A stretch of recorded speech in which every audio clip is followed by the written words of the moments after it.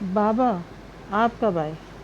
تانیہ کے منہ سے بے اختیار نکلا اور وہ تیزی سے ان کی طرف بڑھی، لیکن وہاں تو کچھ نہیں تھا، کرسی خالی پڑی تھی۔ وہ پریشان ہو گئی، یہ کیا تھا؟ یہ محض اس کا وہم تھا، فریب نظر تھا۔ لیکن فریب نظر اور وہم تو اس صورت میں ہوتا ہے جب آدمی پہلے سے سوچتا ہوا آیا ہو تو کہ وہ اوپر پہنچے گا تو کسی کو پائے گا۔ ایسی صورت میں خیال مجسم ہو سکتا ہے، لیکن تانیہ کے تصور میں ایسی کوئی بات نہیں تھی۔ لیکن اس نے کمرے کے دروازے سے جو کچھ دیکھا تھا وہ اس قدر حقیقی تھا کہ وہ بے اختیار پوچھ بیٹھی تھی کہ بابا آپ کب آئے؟ یہ کہتے ہی تانیہ کے بولتے ہی جیسے فسوں ٹوٹ گیا تھا اور اس کے مسکراتے ہوئے بابا جیسے پانی پہ نظر آنے والی تصویر بن گئے تھے۔ وہ تیزی سے بھاگتی ہوئی کرسی کے نزدیک پہنچی، اس نے گدی پر اپنے دونوں ہاتھ رکھ دیے۔ گدی گرم ہو رہی تھی، جیسے اس کے اوپر سے کوئی ابھی ابھی اٹھ کے گیا ہو۔ وہ اسی کرسی پر بیٹھ گئی۔ کمرے میں اس نے چاروں طرف نظریں گھمائیں، سناٹا تھا۔ باہر کہیں جھینگروں کے بولنے کی آواز آ رہی تھی۔ اب اس کے کمرے میں کچھ نہ تھا، اور اگر کوئی آیا بھی تھا تو جا چکا تھا۔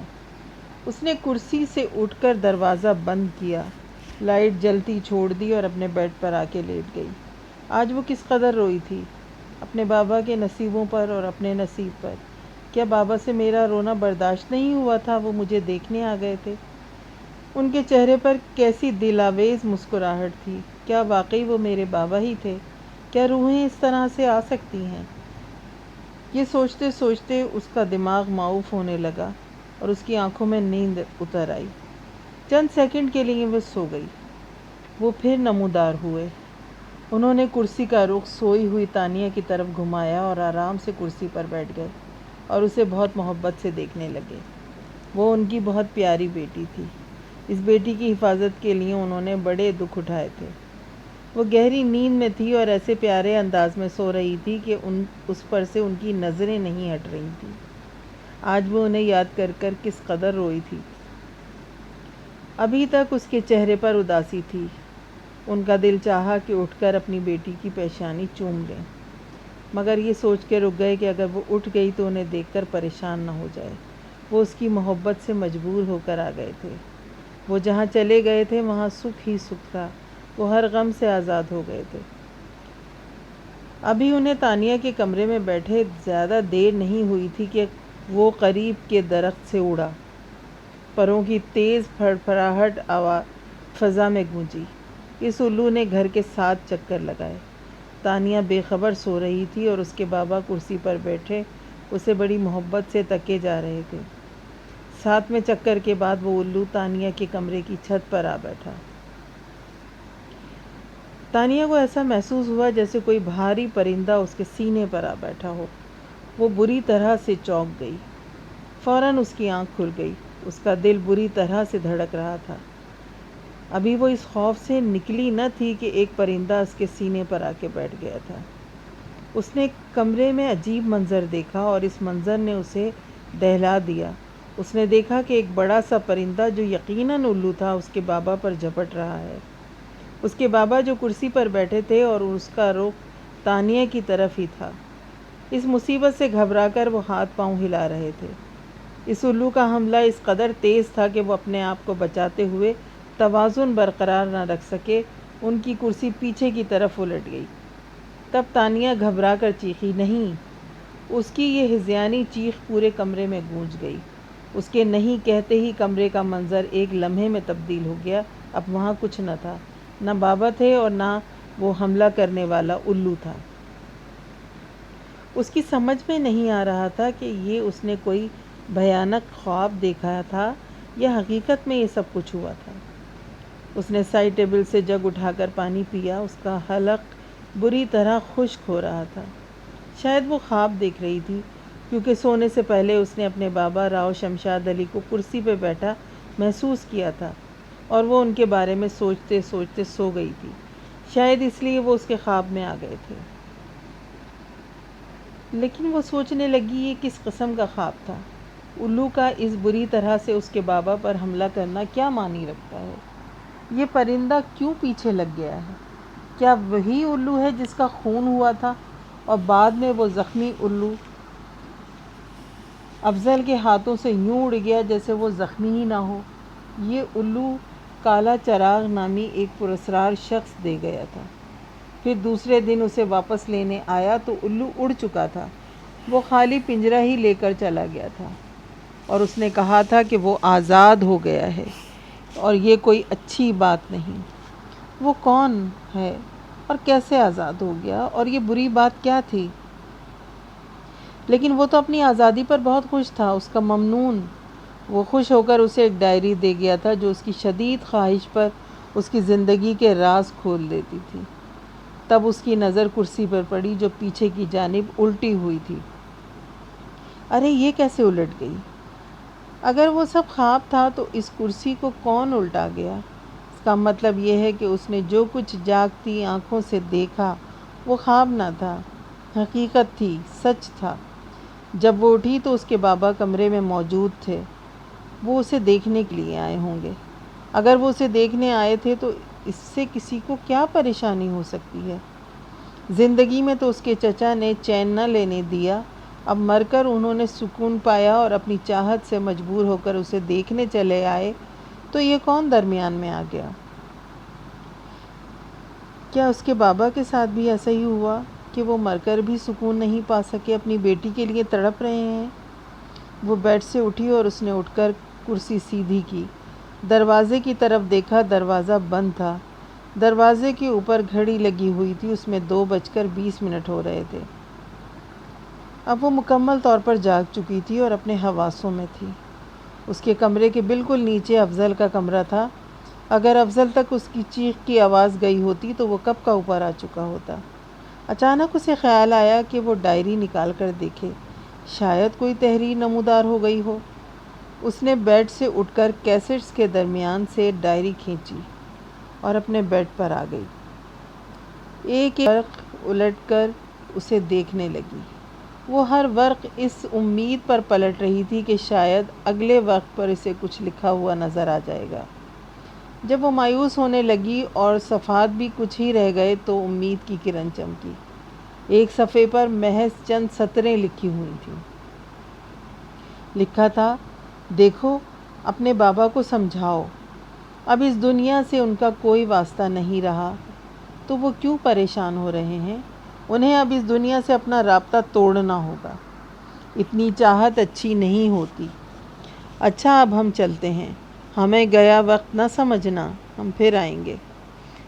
اور الفاظ دھندلے ہونے لگے اور آہستہ آہستہ غائب ہو گئے۔ یہ کس قسم کی تنبیہ تھی؟ تنبیہ تھی یا مشورہ تھا؟ یہ اسے کیسی ہدایت دی گئی تھی؟ وہ ایک ایسے شخص کو کیسے سمجھائے جس کا کوئی وجود ہی نہ ہو، جو اس دنیا سے جا چکا ہو اور محض ایک روح رہ گیا ہو؟ مگر یہ الفاظ بتاتے تھے کہ اس کے بابا اس کی محبت میں بھٹک رہے ہیں۔ مرنے کے بعد بھی انہوں نے اس دنیا سے ربط نہیں توڑا۔ وہ بار بار اس کے پاس آ رہے تھے۔ یہ چاہت اب ان کے حق میں بہتر نہ تھی۔ وہ بہت دیر تک جاگتی اور سوچتی رہی، یہاں تک کہ صبح ہونے لگی۔ نماز پڑھ کر وہ قرآن شریف پڑھنے بیٹھ گئی۔ ناشتہ اس نے خالہ فرزانہ کے ساتھ ہی کیا۔ ناشتے پر تانیہ نے روحوں کے بارے میں خالہ فرزانہ سے پوچھا۔ خالہ مجھے ایسا محسوس ہوتا ہے کہ میرے بابا کی روح ابھی تک یہیں چکر لگا رہی ہے۔ خالہ کہنے لگیں، یہ احساس تمہیں کیسے ہوا؟ کیا تمہیں خواب میں نظر آئے؟ تانیہ نے کہا، خواب میں نظر آتے تو اچھا ہوتا، میں ان سے بات بھی کر لیتی۔ میں نے انہیں اپنی جاگتی آنکھوں سے دیکھا ہے۔ خالہ بولیں، کب؟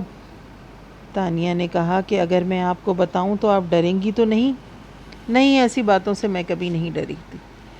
تب اس نے خالہ کو رات کا تمام واقعہ سنایا، لیکن اتنا ہی بتایا جتنا خالہ فرزانہ کو بتایا جا سکتا تھا۔ ساری بات سن کر خالہ فرزانہ کہنے لگیں، اس کا مطلب ہے کہ تمہاری محبت انہیں در بدر کیے ہوئے ہے۔ خالہ کیا کوئی ایسا طریقہ نہیں کہ اس پر عمل کر کر بابا کو اس دنیا میں آنے سے روکا جا سکے؟ کاش دادا اعظم اس وقت زندہ ہوتے تو ان سے پوچھ لیتے۔ خالہ فرزانہ کچھ سوچنے لگیں۔ خالہ فرزانہ نے افضل سے کہا، وہ روشن علی کہاں ہیں؟ روشن علی کا نام سن کر افضل کے کان کھڑے ہوئے۔ خالہ خیر تو ہے، پھر کچھ ہوا کیا؟ نہیں، البتہ تانیہ کو ان کی ضرورت ہے۔ کس سلسلے میں؟ افضل نے پوچھا۔ تانیہ بھائی کو پوری بات سمجھاؤ۔ تب تانیہ نے تمام باتیں افضل کو بتائیں۔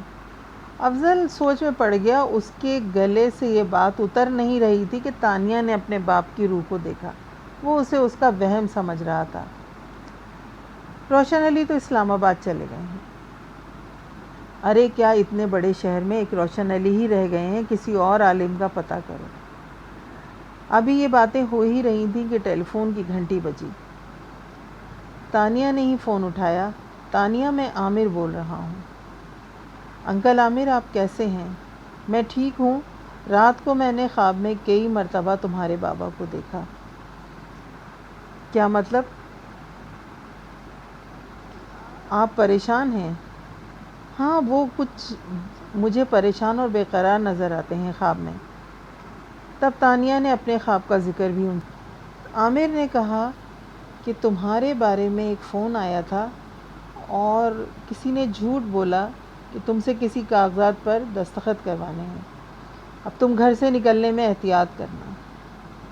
ٹھیک ہے انکل عامر، میں محتاط رہوں گی۔ کہنے کو تو اس نے کہہ دیا تھا کہ محتاط رہے گی، لیکن اس لفظ سے اسے چڑ ہو گئی تھی۔ جب سے پیدا ہوئی تھی اس وقت سے یہ لفظ کسی جونک کی طرح اس کی زندگی سے لپٹا ہوا تھا۔ اس کی زندگی عجیب طریقے سے گزر رہی تھی۔ جو کرنا چاہتی تھی وہ کر نہیں پا رہی تھی، اور جو نہیں کرنا چاہتی تھی وہ کرنے پر مجبور تھی۔ رات کو بھی وہ الجھی رہی۔ سوتے سوتے اچانک اس کی آنکھ کھل جاتی۔ 4 بجے کے قریب جب اس کی نیند گہری ہوئی تب اس نے دادا اعظم کو خواب میں دیکھا۔ دادا اعظم کسی گھنے درخت کے نیچے بیٹھے تھے اور تانیہ پانی کی تلاش میں صحرا میں بھٹک رہی تھی۔ اچانک دادا اعظم سامنے آ گئے اور انہوں نے اسے اپنے پاس رکھی صراحی سے مٹی کے پیالے میں پانی انڈیل کر اسے دیا۔ پانی بہت میٹھا تھا اور ٹھنڈا بھی۔ اس کی روح تک سیراب ہو گئی۔ تب دادا اعظم نے اسے تسلی دیتے ہوئے کہا، گھبراؤ مت، بہت حوصلے سے کام لینے کی ضرورت ہے، آئندہ آنے والا وقت بہت سخت ہوگا۔ اتنا کہہ کے دادا اعظم نے اسے کچھ پڑھنے کو بتایا، پھر بولے، اسے پڑھتے ہی تمہارے والد تمہاری محبت کی گرفت سے آزاد ہو جائیں گے، انہیں قرار آ جائے گا۔ پھر فوراً ہی اس کی آنکھ کھل گئی۔ دادا اعظم کو خواب میں دیکھ کر ایک خوشگوار سا تاثر قائم ہوا تھا جو باقی تھا۔ وضو کر اس نے گھڑی دیکھی اور پھر فجر کی نماز پڑھ لی۔ دادا اعظم نے اسے جو پڑھنے کو بتایا تھا وہ اسے عشاء کی نماز کے بعد 3 دن تک پڑھنا تھا۔ اس نے وہ عمل اسی طرح سے کیا اور اس رات، آخری رات، تیسرے دن اس نے اپنے والد کو خواب میں دیکھا جو ایک کرسی پر بیٹھے ہوئے تھے اور ان کے سامنے 10-12 آدمی بھی بیٹھے ہوئے تھے۔ جب تانیہ آتی ہے تو وہ ان سے کہنے لگے کہ آپ لوگ اب جائیں، میں اپنی بیٹی سے بات کر لوں۔ اور پھر وہ اس سے کہتے ہیں کہ بیٹی رو مت، رو گی تو مقابلہ کیسے کرو گی؟ میں دیکھ رہا ہوں کہ تم شیطانوں میں گھری ہو، غیر انسانی مخلوق کی گرفت میں ہو۔ ڈرو مت، اللہ پر مکمل یقین رکھنا۔ جو کچھ ہے بس اللہ ہے، اس کے سوا کچھ نہیں۔ تم دیکھو گی کہ یہ سب چیزیں پانی کا بلبلہ ثابت ہوں گی۔ تانیہ روتے روتے بے اختیار مسکرا پڑی اور کہنے لگی، انشاءاللہ ایسا ہی ہوگا۔ ادھر تانیہ خواب دیکھ رہی تھی اور کے درخت سے اڑا۔ اس نے بہت تیزی سے اس گھر کے 7 چکر لگائے اور تانیہ کے کمرے کی چھت پر اتر گیا، اور تانیہ کو ایسا محسوس ہوا کہ جیسے بھاری سا پرندہ اس کے سینے پر آ بیٹھا ہے۔ اس نے جلدی سے کمرے کی لائٹ جلائی۔ تب اسے یاد آیا کہ وہ عمل کر کے سوئی تھی اور خواب میں اس نے اپنے باپ کو دیکھا تھا۔ ابھی چند روز پہلے ہی تو ایسا ہوا تھا کہ اس کے بابا اس سے ملنے آئے تھے اور وہ اسے دیکھ ہی رہے تھے کہ وہ منحوس پرندہ کہیں سے اچانک نمودار ہو گیا۔ یہ کون ہے جو باپ بیٹی کی محبت کے درمیان آنے کی کوشش کر رہا ہے؟ کمرے میں کچھ حبس کا احساس ہوا تو اس نے کھڑکی کی طرف دیکھا۔ کھڑکی بند تھی۔ اس نے اٹھ کر کھڑکی کھول دی۔ تازہ ہوا کا جھونکا آیا اور وہ کھڑکی کے سامنے کھڑے ہو کر لمبے لمبے سانس لینے لگی۔ اس وقت رات کے 1:30 بجے تھے۔ سامنے دور تک رات اپنے بال کھولے سو رہی تھی۔ رات کا اپنا ایک سحر ہوتا ہے، اس کا ایک اپنا فسوں ہوتا ہے۔ تبھی اسے پراسرار کمرے میں لنگڑے راجا سے ملاقات یاد آئی۔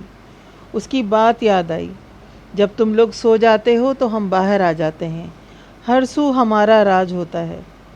اس کی بات کو یاد کر کر ایک دم اسے خوف کا سا احساس ہوا اور وہ کھڑکی بند کر کے وہاں سے ہٹ آئی۔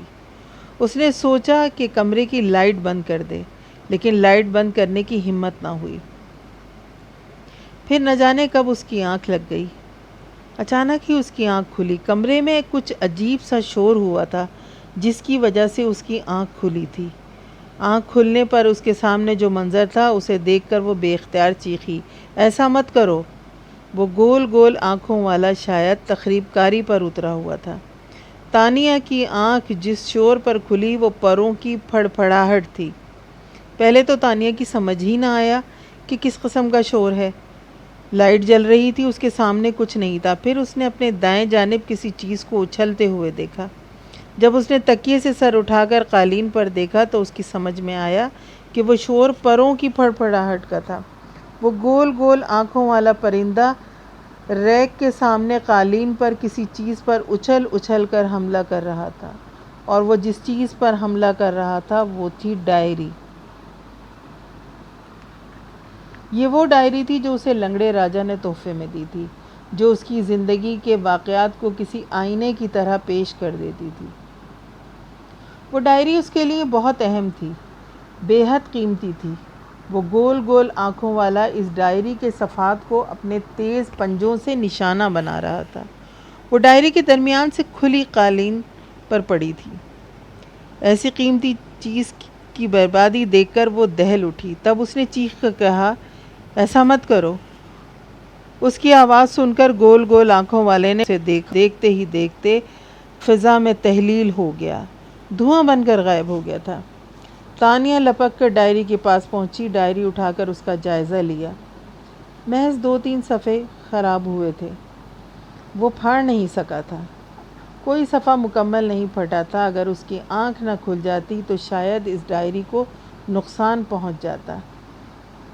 اس نے پہلے تو ڈائری کو دوبارہ کیسٹ ریک میں رکھنا چاہا، لیکن پھر اس نے اپنا ارادہ بدل دیا اور ڈائری کو الماری کے لاکر میں رکھ دیا۔ ڈائری کو محفوظ کر کے وہ بیڈ پر لیٹ گئی اور سونے کی کوشش کرنے لگی۔ صبح دیر سے اس کی آنکھ کھلی۔ دردانہ اسے بلانے کے لیے آئی تھی۔ دردانہ کے جانے کے بعد وہ تر و تازہ ہو کر واش روم سے نکلی اور ڈریسنگ ٹیبل کے سامنے کھڑے ہو کر اپنے بال خشک کرنے لگی۔ اس کے بال گہرے سیاہ، انتہائی چمکیلے اور ریشمی تھے، لمبے اتنے کہ گھٹنوں سے نیچے تک آتے تھے۔ برش پھیرتے ہوئے اس کی نظر اپنے چہرے پر ٹھہر گئی۔ کافی دنوں بعد اس نے اپنے آپ کو دیکھا۔ جب سے یہ پراسرار واقعات کا سلسلہ شروع ہوا تھا اسے اپنا ہوش ہی نہیں رہا تھا۔ آج اسے کچھ سکون محسوس ہوا۔ وہ اتنی ہی حسین تھی کہ کوئی اسے ایک نظر دیکھتا تو بار بار دیکھنے کی خواہش کرتا۔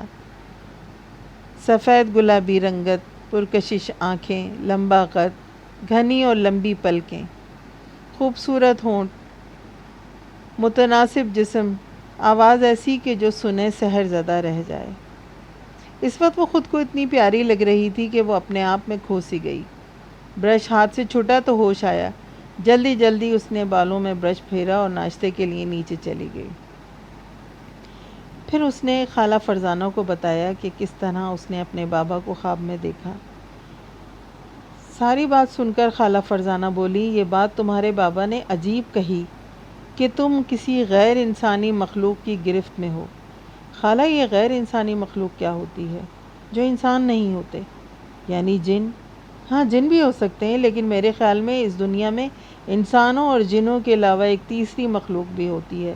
وہ کون سی؟